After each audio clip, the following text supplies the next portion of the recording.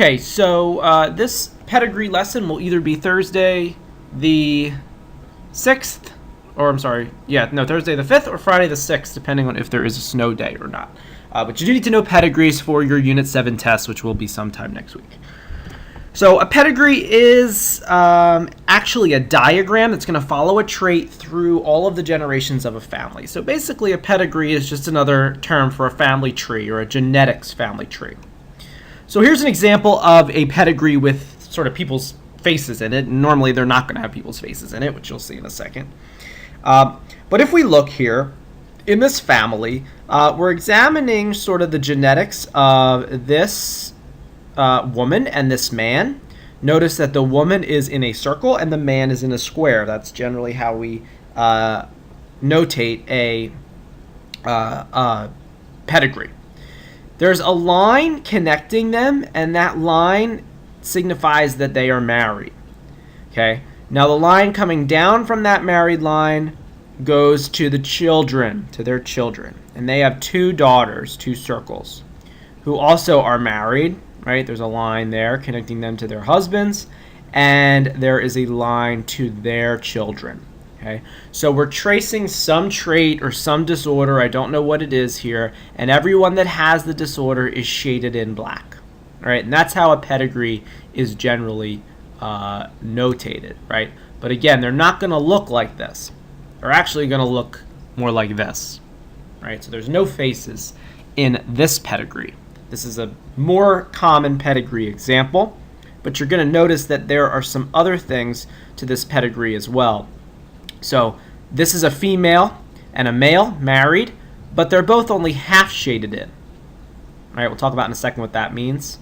And here are their offspring, right, and their spouses and their children. Okay, so what do all of these symbols mean? Males are always going to be represented by squares on a pedigree, like we said. Females by circles. If they are shaded in completely, that they're affected by whatever trait it is that we're examining in the pedigree. So it could be a disorder, or it could be something as simple as, a hair color, or it could be a sex-linked disorder like red-green color blindness. If someone is not affected, then they're completely not shaded. They're just white in this example. If half of the circle or the square is shaded, like this individual, this individual, this individual, and this individual, they are carriers. So remember, they can carry the recessive allele and not show symptoms. Okay.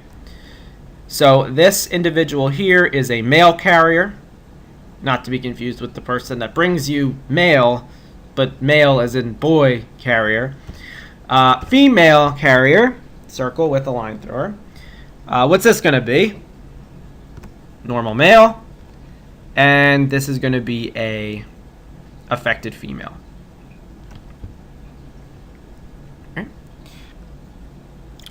All right, the last part of Unit 7, I really just kind of cut down, but it's going to be all about genetic engineering and sort of the stuff that we looked at in the cloning video, and sort of modern applications of genetics. But basically, if we go into a cell and we change the DNA, we can ultimately change the gene, right? And there's a few different ways that scientists go about doing this. A lot of times they'll use a bacteria or a virus to take out abnormal DNA, to take out a mutation and replace it with DNA that is normal. Okay? And this obviously could be used to maybe someday treat genetic disorders. So this is really cutting edge, and it has to do with cloning as well. But what's really coming out of it now, and you may have heard about this on the news, is this new genetically modified organisms, or GMOs, which are plants and other food organisms that have altered the DNA so that we can grow them to be larger or to be tastier. So if they take a strawberry and they modify the strawberry so that they taste sweeter by changing their DNA, that would be genetically modifying the food or genetically modifying the organism. And this is something that's been really controversial on the news. A lot of times you'll see people against it because we don't really know the long-term effects of doing this to our food and then eating it. As of right now, there's no evidence saying that it's bad for you to genetically modify your food, but there's also no evidence to say that it's good for you. So it's really just something that we're waiting to see if anything happens. But it's not something that I would concern yourself too much with yet, because there really isn't enough evidence to say that GMOs are bad, depending on what you may have heard or what you may have seen before. Just in terms of the science, we can't say definitively good, bad for GMOs. Right? So this picture at the bottom here is just a obviously not real, but this is the idea. Take out a piece of DNA, replace it with good DNA. And this gentleman is injecting, again, another representation of what they do with GMOs, injecting the genes from one plant into another. Right? So this will wrap up Unit 7. Our test will be, well, I have it scheduled tentatively for Tuesday, March 10th, but it's probably going to end up being moved to a later date. But next week sometime will be the test on everything with genetics. You'll have a study guide for that test. We'll do Jeopardy and everything in class.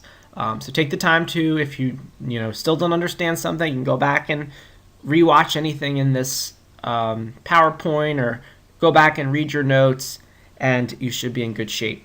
And if you have any questions, make sure that you ask me in class as we went through here today.